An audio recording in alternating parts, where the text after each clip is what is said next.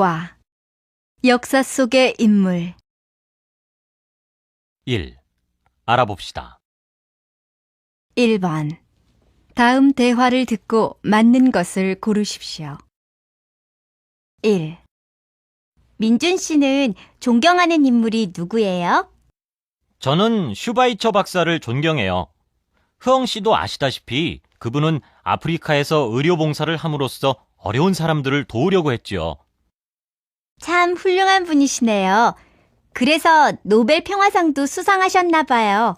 네, 정말 훌륭한 분이세요. 훌륭한 의사이며 오르간 연주자이시기도 해요. 2. 역사 속의 위대한 인물을 우리가 공부해야 하는 이유가 뭐라고 생각해요? 그분들의 생활이나 업적을 배움으로써 우리의 가치관 형성이나 사회 발전에 필요한 귀중한 지혜를 얻을 수 있으니까요. 저도 같은 생각이에요. 실제로 학교에 다닐 때 공부한 위인 이야기는 지금도 가끔 생각이 나요. 당연하지요. 어느 나라든지 위인에 대한 이야기를 많이 가르친다고 해요.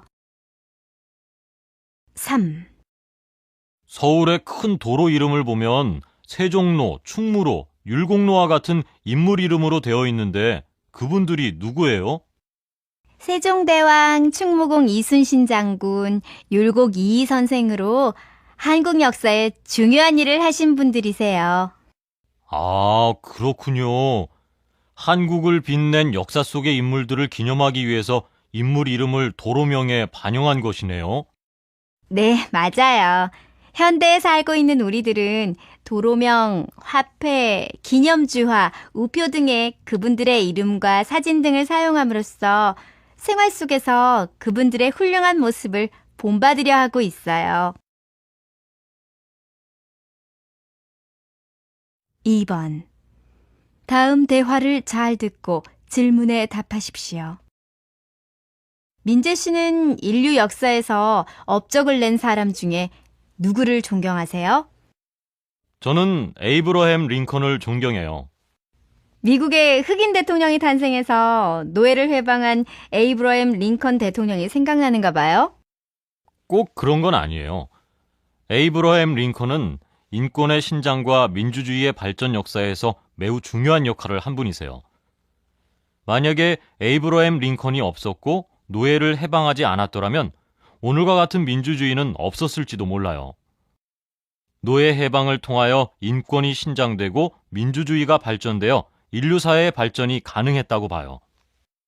민재 씨 말을 들으니 링컨 대통령은 인류 역사와 미국 역사에서 아주 중요한 일을 하신 분이군요. 그렇게 본다면 링컨 대통령이 없었다면 흑인인 오바마 대통령의 탄생은 불가능했을 것 같네요. 3번. 다음을 잘 듣고 질문에 답하십시오. 모든 나라에는 역사를 빛낸 인물이 있다. 그러나 나라마다 선정되는 역사 인물의 배경이나 직업은 조금씩 다르게 나타난다. 어느 나라에서는 정치인이나 장군이 주로 역사 인물로 선정되고 어느 나라에서는 학자나 교육자가 가장 훌륭한 역사 인물로 선정되기도 한다. 한편 식민지 경험을 가진 나라에서는 독립운동가가 많이 선정되기도 한다. 한국의 경우도 예외가 아니어서 위대한 업적을 남긴 왕이나 대통령, 외국으로부터 나라를 지킨 장군, 일본의 식민지로부터 독립을 위하여 노력한 독립운동가가 역사인물로 주로 꼽힌다.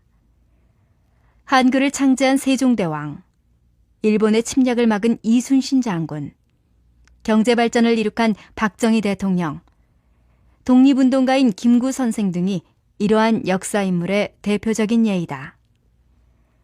한국의 경우에는 여기에 훌륭한 학자가 역사인물에 포함된다.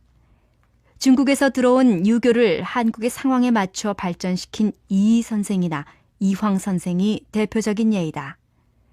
한국은 최근에 경제발전과 민주화를 이룩한 나라로 알려져 있다.